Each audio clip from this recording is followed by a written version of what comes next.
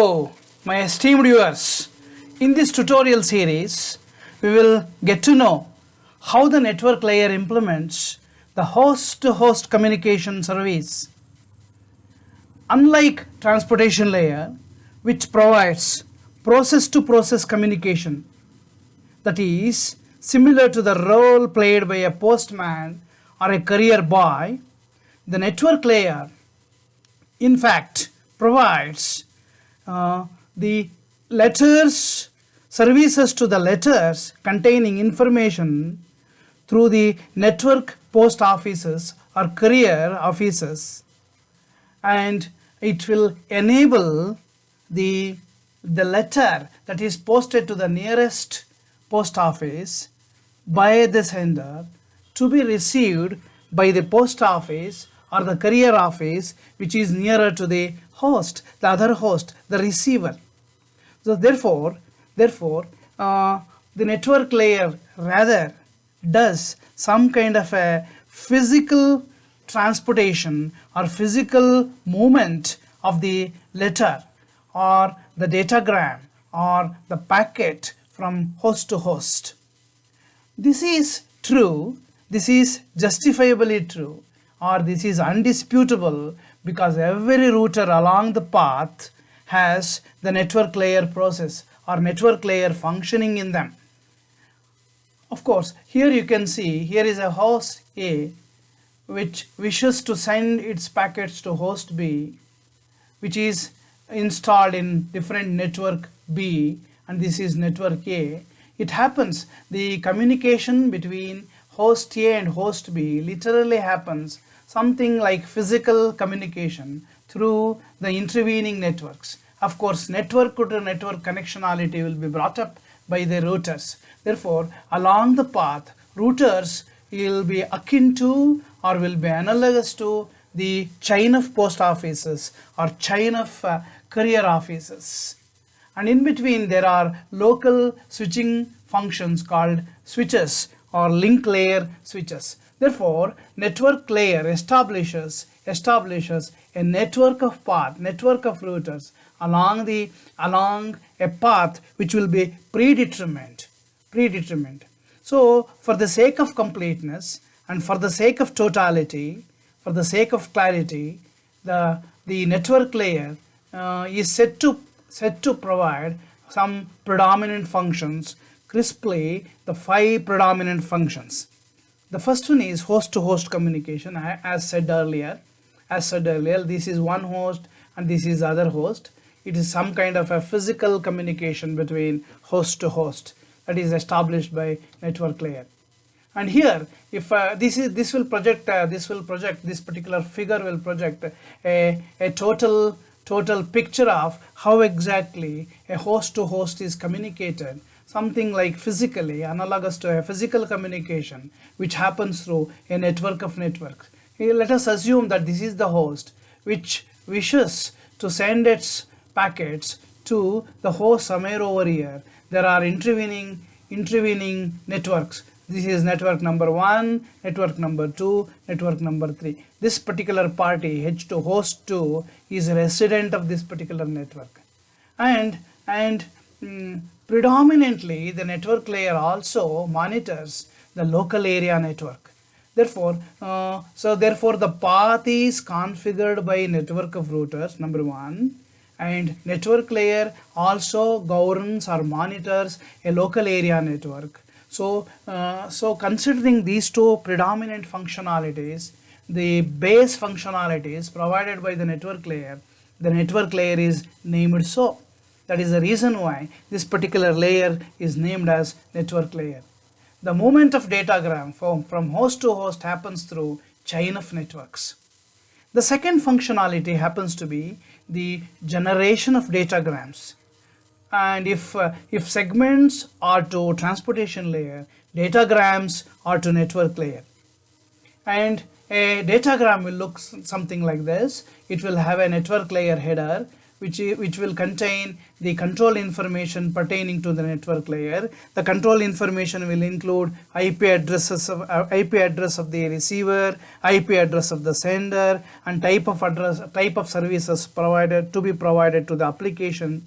And the data part here, it is very important to realize that the data part over here is nothing but the segment that is delivered by the transportation layer. Therefore, it is not wrong to say the transportation layer segment will be encased or enveloped in a datagram, and therefore the transportation layer segment will form the payload as far as datagram is concerned. The datagram length, the datagram header length varies between 20 bytes to 60 bytes depending upon the kind of format, and the data portion varies from 20 to, that is a datagram containing only the header, transferring the control information to as big as 65,535 bytes. Forwarding it is yet another functionality rendered by the network layer. Forwarding, by forwarding we mean which is a functionality that happens in a router.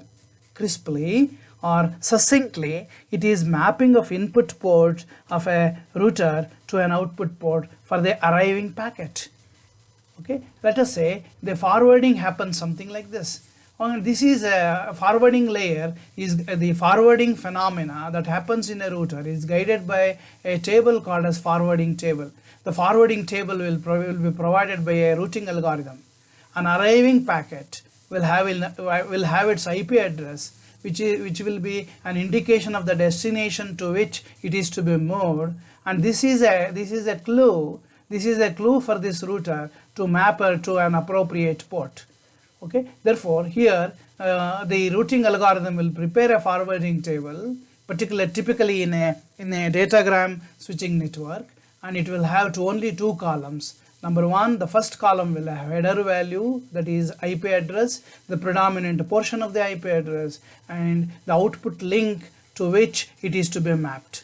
So like this, the mapping of input port to an output port will provide directionality for the movement of the packet, movement of the datagram, so that it will easily go towards its destination, the etched destination, or the decided destination, or the intended destination. The destination is conveyed by the IP address, which will be representing the geographical position of the end system, the other end system. So this is the forwarding. Therefore, forwarding is a local phenomena that happens within a router. The next important function or significant function of the network layer happens to be routing. Routing is all about laying out a path between sender and receiver. This path, of course, happens to be involving network of routers. As I said earlier, routing algorithms, the so-called routing algorithms, will decide the paths depending on the various constraints and demands of the flowing datagrams, and this is predominantly done by routing algorithms. Routing algorithms will be executed in the processing unit of every router, or it may be stored in a nearest server, and it may be distributed across all the routers. Of course, the routing algorithm would determine, for example, the path along which packets has to flow from host H1 to host H2. Therefore, it can be concluded that the forwarding is a local process, and of course the routing is a global process. Routing is a global process. This is a very important information that should be recalled or remembered. Then the next function is the connection setup. My respected viewers may recall from our study on TCP in the previous tutorials, a TCP establishes a three-way handshake connectionality through three-way handshake. That means TCP requires a three-way handshake in order to start the flow of packets, a flow of segments from sender to receiver. This in fact allows the sender and receiver to set up the much needed state information. that is the sequence number of the packets, the buffer size that is available at the receiver. Connection setup is a process specific to certain network layer architectures. There are a few network architectures available still today, which is ATM, that is asynchronous transfer mode, and frame relay, X.25, and MPLS, that is multi-protocol label switching. These are all the different architectures. Of course, the much needed big public internet has its own internet network layer architecture, which is different from ATM, frame relay, X.25, and MPLS. The network layers has certain service models. Okay, that is, before we dive into network layer deeply, we will take a broader view and consider different types of services that might be offered by network layer. These services offered by the network layer, this should be different from, okay, our viewers should not confuse this network layer services to network layer functionalities. Network layer functionalities are a must for every packet, for every datagram, irrespective of whether it is transmitted to the network layer either by UDP or by TCP. Predominant functions are to be executed by every network layer architecture. But the network layer service models is specific to different kinds of network layer architectures. The service model is a complete a one word that is used to represent kinds of services offered by the network layer to the transportation layer. It can be it defines the characteristics of end-to-end transportation of packets between sending and receiving end systems. It can be broadly classified into the general services offered as a whole, and services offered very specific to datagram flow or flow of bytes, or the services offered to the byte stream orientation. And general service refers to a kind of global services provided on a wholesale basis.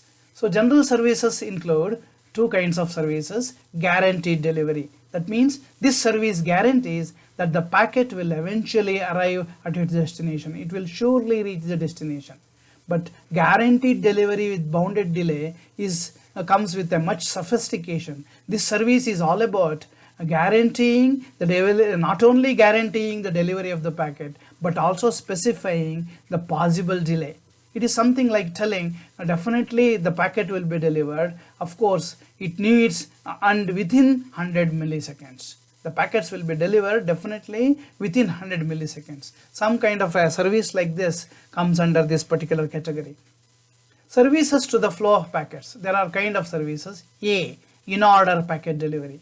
This service guarantees that the packet arrive at the destination in the order that they were sent. So order is maintained. Okay, this is the first service which is offered to the flow of packets. This will become specific to flow of packets. Guaranteed minimal bandwidth. As we know, real-time applications need much needed bandwidth. Otherwise, they will suffer from glitches. Therefore, the network layer has to provide the minimal bandwidth in order to avoid possible glitches. For example, something like 40 milliseconds of time. Okay, sending host transmits the bit at a rate below the specified bit rate, then no packet is lost and each packet arrives within a specified host-to-host delay. Then the other one is C, the guaranteed minimum jitter. That means the sender should maintain some kind of a gap between the packets, between the datagrams, and this gap should be continuous and it should remain the same till all the packets will reach the destination. This service guarantees that the amount of time between the transmission of the two successive packets at the sender is equal to the amount of time between the receipt at the destination. That is, it is the time gap. It is not the distance. It is a time gap between the. Of course, if there is a differential time between the packets will collide and it may lead to resonance, because collision of packets would only amount to collision of electromagnetic waves.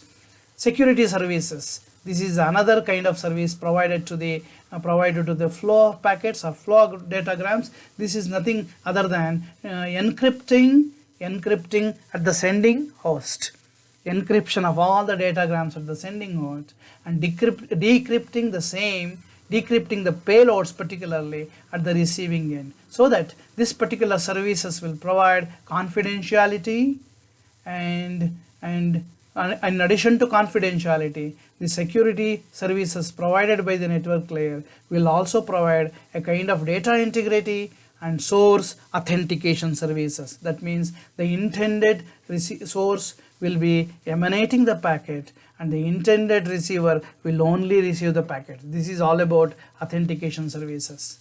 And in a nutshell, the internet network layer doesn't provide any of the services, and the services provided by the network layer, current day internet network layer or current day internet's architectured network layer, is called as best effort service. Best effort service is a euphemism, that it is only namesake for no service at all, because the best effort service, timing between the packet is not guaranteed, the packets are not guaranteed to be received at the other end, nor is the eventual delivery of the transmitted packets guaranteed. Given this definition, a network that delivered no packets to the destination would satisfy the definition of best effort delivery service. As we will discuss shortly, however, there are sound reasons for such a minimalist network layer service model. That is, though we say service network layer, the current day internet network layer architecture doesn't provide any of the service model that we described in the previous slides. There are strong reasons as to why the service model is not appended or not installed in the current day internet network layer architecture. So with this we complete a broad level or high level introduction to network layer. In our next tutorial we will discuss at length the various aspects of network layer in a step-by-step manner. Until then, bye. And if you like this video, I request my respected viewers to subscribe to my channel.